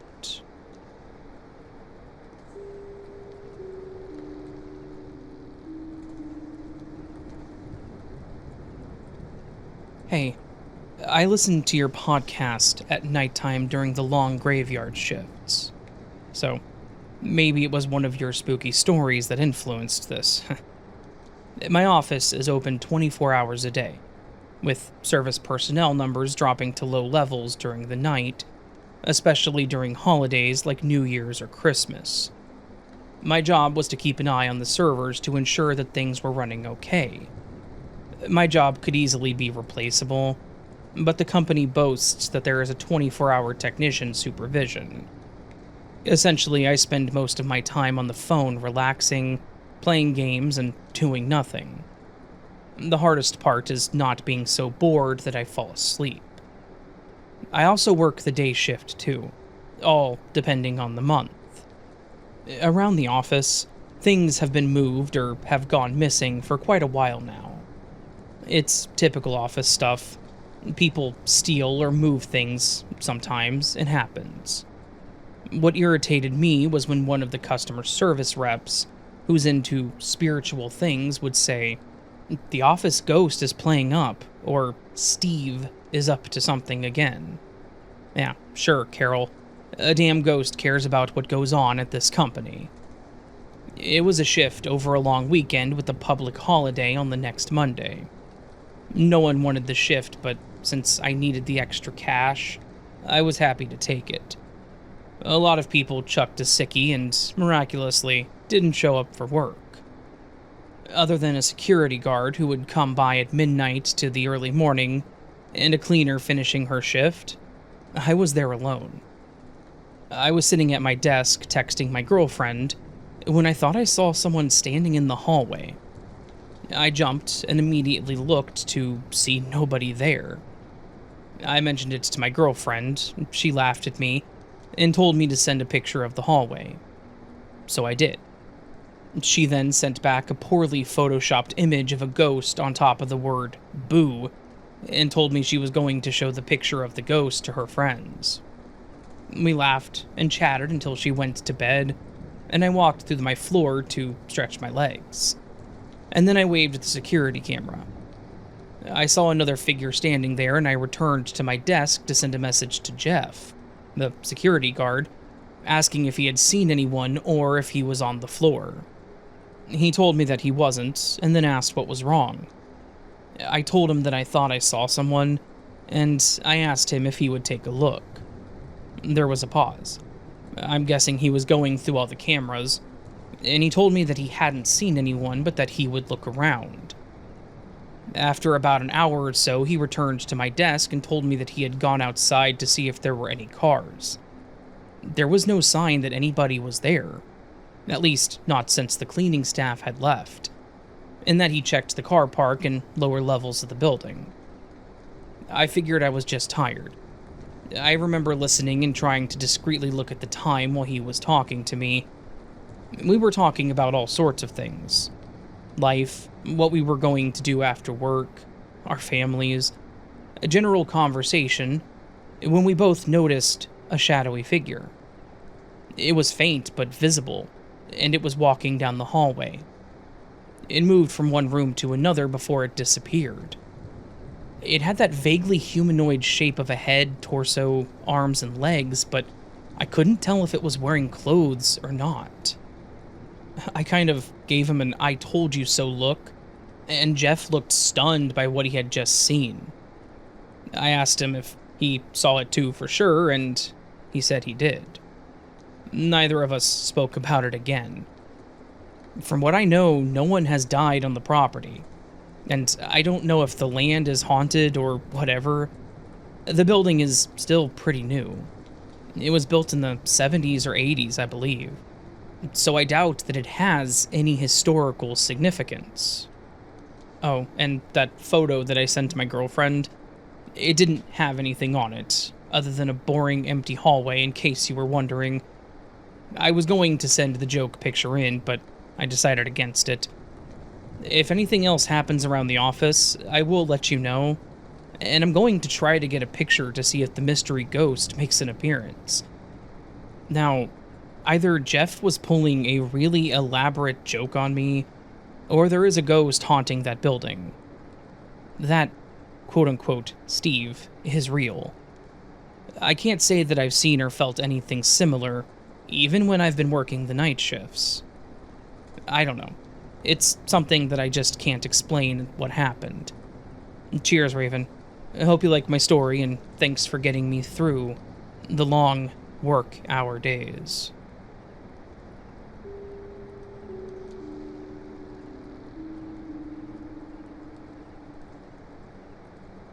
I hope I don't sound completely crazy sharing this. Hearing these stories about ghosts and spirits who moved on helps me to feel like my experience was validated. Either that, or I truly was crazy at the time the story occurred.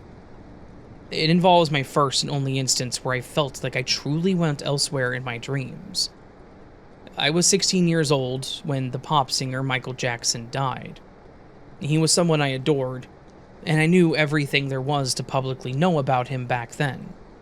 Please, no critical judgment. Back then, I was an only child without a father and just a few friends.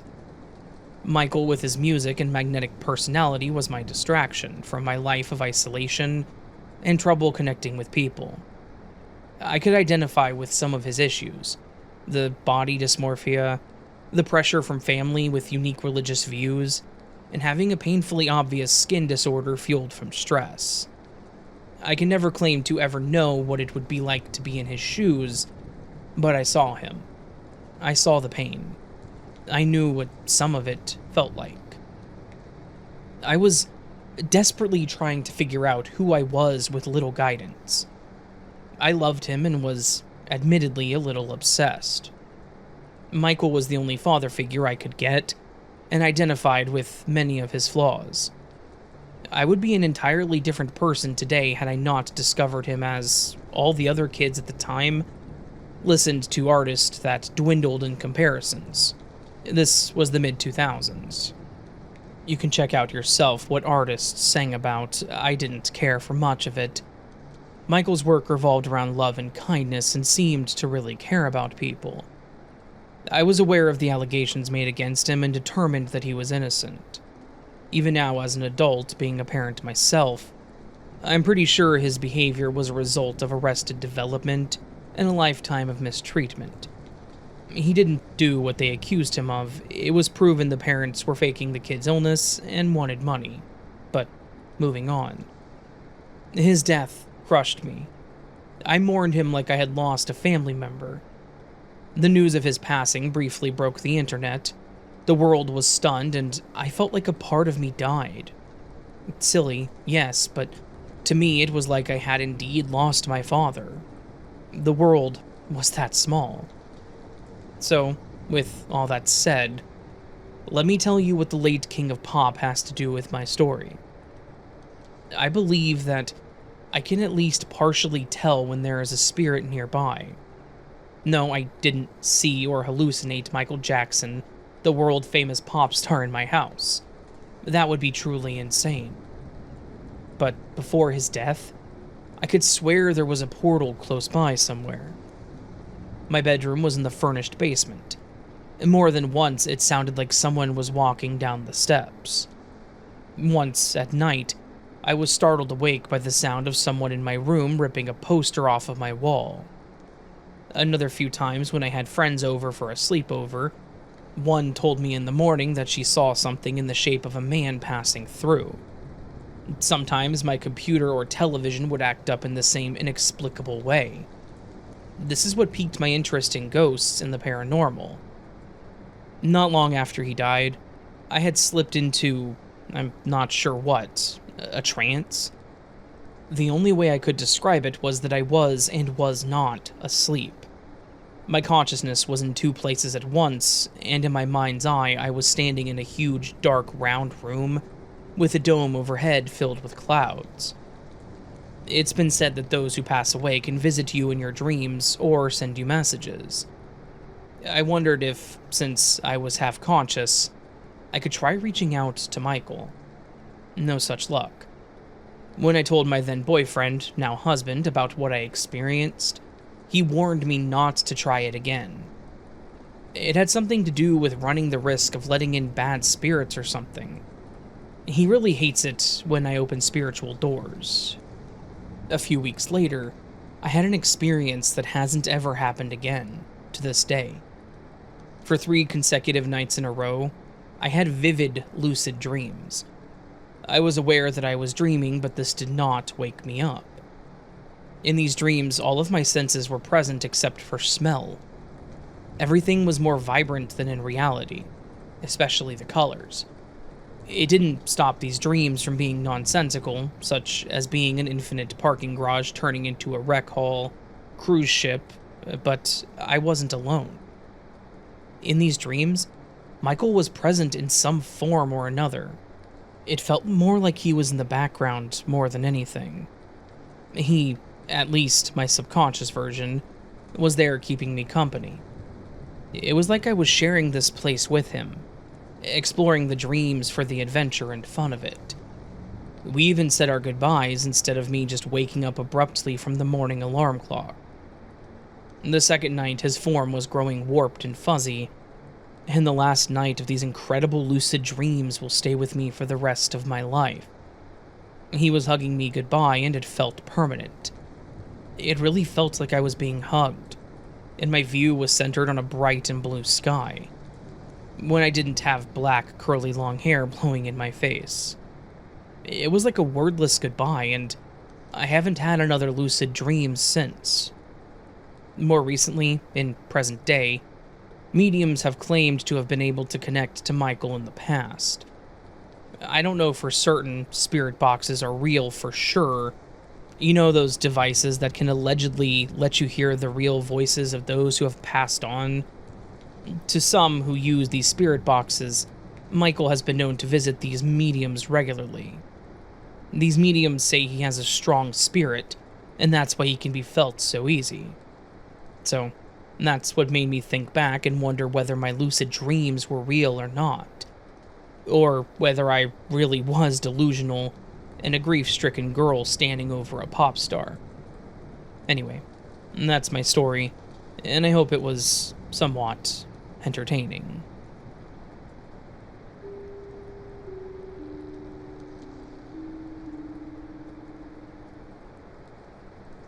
I've always thought there was something strange about airplanes, airports, and flying in general. I know not every single pilot or passenger has weird stories to tell, but many do. Trust me. I'm not afraid of flying, although taking off and landing can be a little creepy. This glitch isn't scary because it happened on a plane. It's scary because of what was happening to myself in that alternate reality. Let me start off by admitting that I did have some wine while waiting for our flight, but I was in no way intoxicated. We'd also eaten dinner, so it was just a slight buzz for me, and at that point, I was just ready to get home. Yes, before anyone asks, this is the blind parallel glitch girl again, and this story puts my last one to shame. Anyway, it was about 10 minutes to take off, and I had to use the restroom. I head back there, and after I close and lock the door, I suddenly get very anxious. I feel like the walls are closing in around me, which is unusual. I'm never claustrophobic. Ever. I'm washing my hands by this point, but as I'm reaching for the door, the plane shifts slightly. Then, suddenly, I can feel myself dropping. People are screaming and stuff starts falling, and then I hear it. My voice. But I'm not the one speaking or crying out, rather it's another me. Oh god, please, no, I don't want to die. I'm only 36. And what about my parents and everyone else? No, God, please fix this plane. I want to go home. What's going on? I scream. And suddenly her voice, or the other me's tone of voice, completely changes. What are you doing here? You scared me enough by popping up in my living room. You know, if God is about to take me... Her voice trails off as the plane started to shake more and more violently. Neither one of us could speak at this time. I hear more screaming and crying, and the pilot says, "Prepare for an emergency landing." Emergency, she yelled. You mean an effing crash landing? And now you're gonna die too, other me. I couldn't say anything, so I just reached my hand out until I found her. I didn't know what else to do but accept my fate, and put my arms around her and hug her in our last moments. My heart was full of sadness. My family would be looking for me and I'd be gone. I finally speak to her. How did you know it was me? Neither one of us can see. Are you heading back to Georgia from seeing your new niece too? Yes, but they had a nephew. And I heard you say something about finding paper towels. I couldn't find them either. We had just taken off. The flight attendant just gave us the okay, then I don't know. Something happened. The weather's perfect though, so what's happening? She started crying again at this point. Look, it's gonna be alright. I don't know how, but it is. I'm sorry I frightened you back in the living room, but you should know that I didn't do it on my own. Something just kind of happened, like now. My family's probably looking for me and we're on the wrong damn plane, but I have to know something. Are you happy and healthy? Well, I'm happy, but not super healthy. I've had some health issues over the years and nearly lost my life. You? She asked me. I'm working on the happiness thing, and my health could use some improvements. Well, I hope you can escape this. You deserve something better, she whispered. We then talked for about 30 more seconds. Then, we prepared. I pushed her against the small wall and we both started screaming again.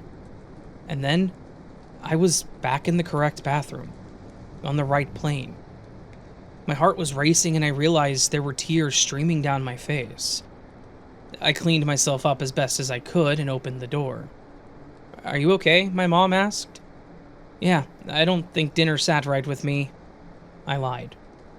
There's no way she would have believed me. I sit back down and the flight home is as smooth as it could be. But later, my aunt called me, saying she had the worst dream about a plane crashing due to a malfunctioning engine. She said there were only 5 survivors, including a 30-something blind woman pressed against a wall in the bathroom. The woman claimed that a good force held her in place, and she was eternally grateful that God allowed her a second chance. When they finally said who the woman was, my aunt nearly fell out of the chair. The woman was myself, in a glittery sweatsuit with matching sneakers. I told her part of my experience. We both know that it was divine intervention, and now I believe God kept me alive through those health issues for a reason. The unique experiences he gives me are for the good of those around me, and even myself in a strange way. She said a few more things like they were flying into a storm whereas we flew out of one last week. Her and her boyfriend would be getting married soon. She encouraged me to find that exact sweatsuit she'd been wearing because it was chic and comfy. And she said that she was sorry for running from me. I told her that we're all good. I'm just thankful we both survived. And I'll tell you something else. I'm using the bathroom in the airport, not on the airplanes from now on. And last, I pray that I never switch realities again.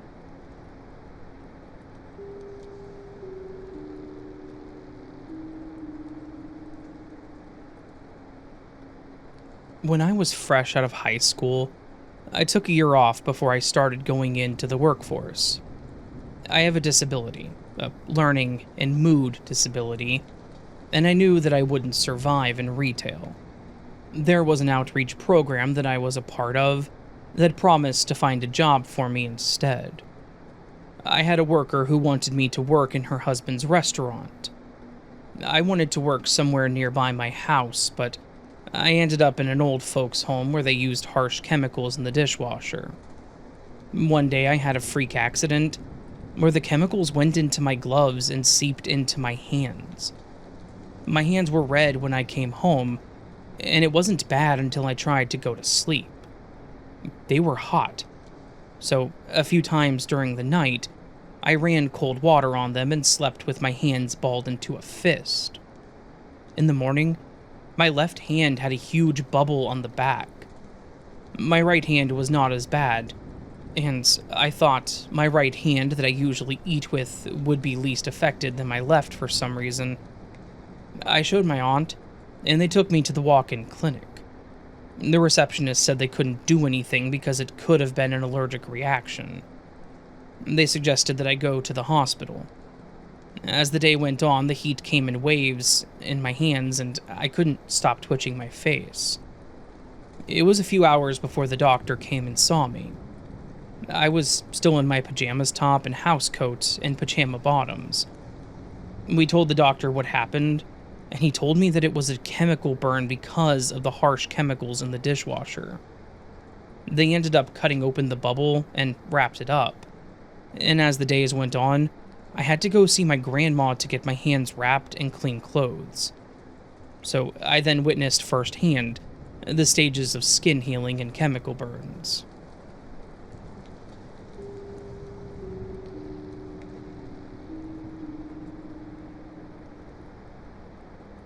So, I have this friend that comes over at 6 a.m. every day because his parents work, and so he wakes me up, and it goes on like this every day.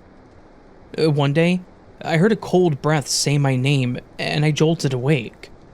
All of a sudden, my friend was in my room, so I thought that he was tricking me, and he denied it. And I believed him. But later on, we were talking, and all of a sudden I heard that same cold voice say something about leaving. And then all of a sudden the camera in my room that my parents use tells us to start walking to school. And to this day, I've never heard that voice again. But that's my story. Sorry it's short.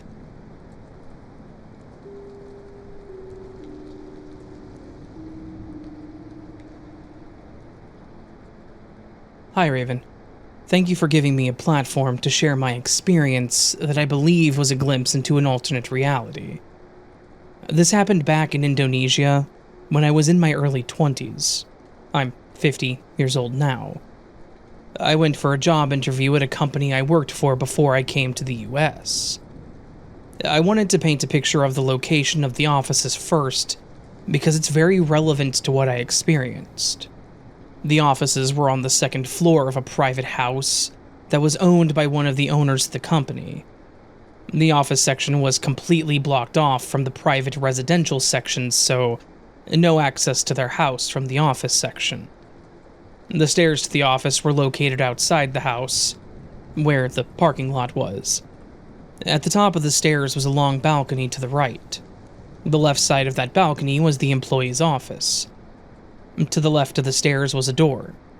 As soon as the door was opened, there was a narrow hallway to the right, so you'd be facing a wall, and then you would have to turn right immediately to go through that hallway.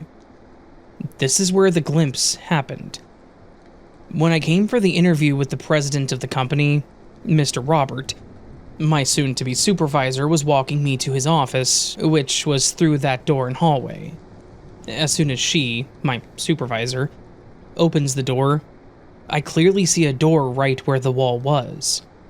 Since it was my first time there, I didn't know and didn't think anything special about it. After I got hired, yay, a few months later a new girl, Sylvia, was hired to be Mr. Roberts' assistant. A few months after she started, a few of us were talking during our lunch break when Sylvia randomly asks no one in particular where the door that's in that hallway right when you open the door on the top of the stairs leads to. No one except me knew what she was talking about. So I told them that it's right there. I was curious too. Needless to say, everyone thinks that both myself and Sylvia are delusional. So, yeah, that was mine and Sylvia's experience in getting the glimpse of an alternate reality where there's a door in that hallway, whereas in this reality, there's only a wall.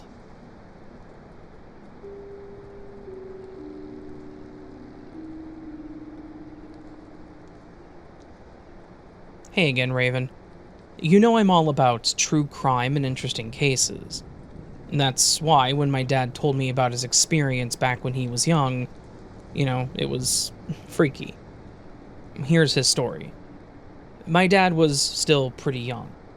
His dad, my grandfather, had an office literally next door to the apartment building.